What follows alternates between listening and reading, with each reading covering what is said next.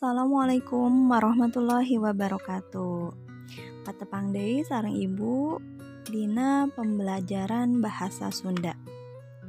Materi anu bade ku Ibu duduhkeun ayeuna nyaeta ngeunaan materi dongeng. Nah, satu acan kanu materi urang kedah uninga heula naon kompetensi dasar dina materi dongeng. Nyaeta membandingkan jenis dongeng berdasarkan isi, struktur, dan aspek kebahasaan.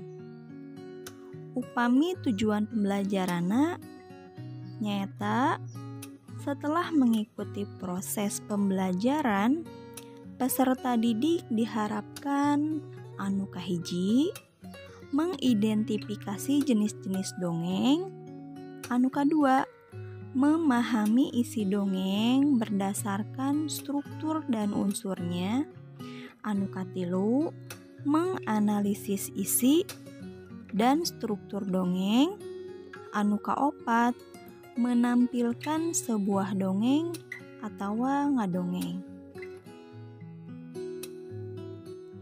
Dongeng nyaeta carita rekaan anu mere kesan pamohalan tur ukurana parondok. Kesan pamohalan di dieu hartosna nyaeta henteu mungkin atau tidak mungkin.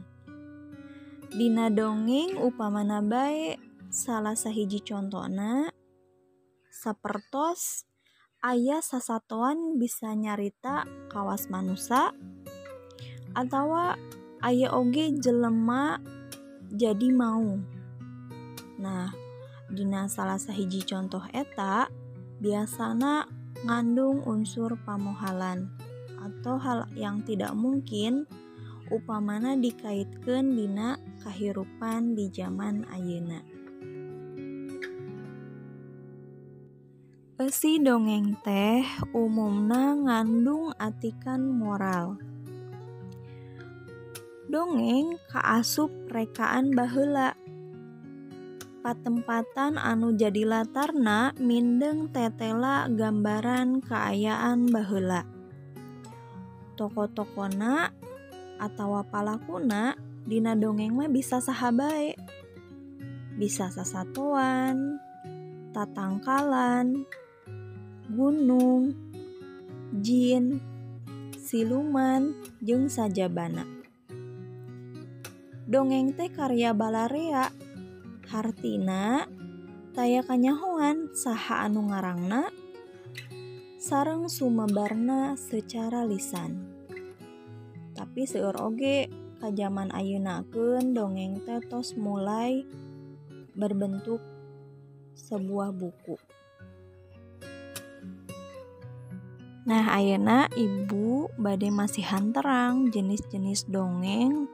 Aya dongeng naon wae. Langsung wae ya, anu kahiji aya dongeng babad atawa sage. Nyaeta dongeng anu eusina nyaritakeun kajadian atawa jelema anu ngandung unsur sajarah. Contona aya dongeng Prabu Siliwangi, dongeng Kian Santang,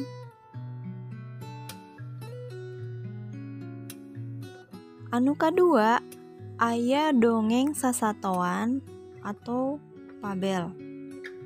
Nyaeta dongeng anu palakuna sasatoan sarta paripolahna dicaritakeun kawas jelema. Contona aya dongeng Sakadang Kuya jeung Sakadang Monyet, dongeng Peucang jeung Tutut, jeung rea-rea deui.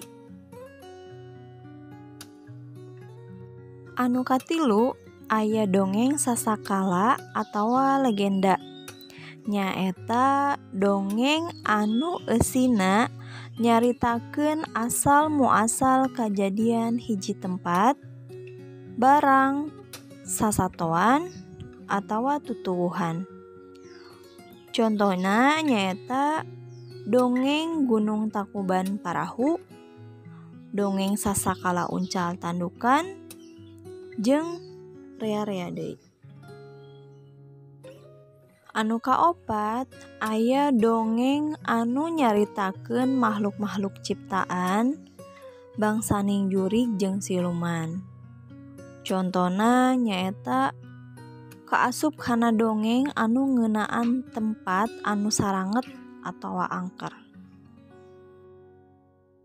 Unsur-unsur dongeng. Anu kahiji aya tema.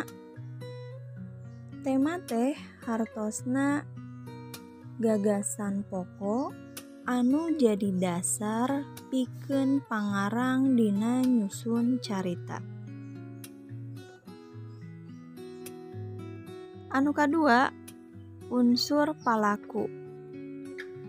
Nyaeta biasana cara pangarang dina ngagambarkeun jeung ngembangkeun watak tokoh-tokoh dina carita dongeng.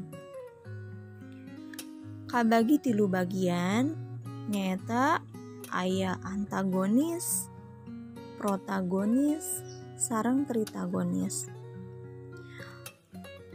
Kanggo pembahasanana pengertian tinu 3 bagian eta kantun di buka-buka di bukuna nya. Dina materi kapengker tos ku ibu dibahas. Anu katilu aya unsur galur atawa alur. Nyaeta mangrupakeun runtuyan kajadian anu miboga hubungan sabab akibat. Nah, biasana galur dibagi 3 bagian. Aya galur maju, galur mundur, atau flashback, aya galur campuran. Anu kaopat unsur latar. Nyaeta mangrupakeun tempat, waktu jeung kaayaan kajadian dina eta carita. Dibagi 3 bagian, aya latar tempat, latar waktu, jeung latar suasana. Anu kalima nyaeta unsur amanat. Mangrupakeun pesan moral anu bade didugikeun dina eusi carita. Anu kagenep nyaeta unsur pamohalan. Mangrupakeun hal-hal anu teu asup kana akal atawa anu henteu mungkin terjadi di luar akal manusia. Dicekapkeun sakitu wae materi ngeunaan pedaran dongeng. Insyaallah kapayuna ku ibu diteraskeun ku materi-materi anu enggal. Kurang leuwihna mugi dihapunten. Mudah-mudahan materi ieu bermanfaat kanggo sadayana. Wassalamualaikum warahmatullahi wabarakatuh.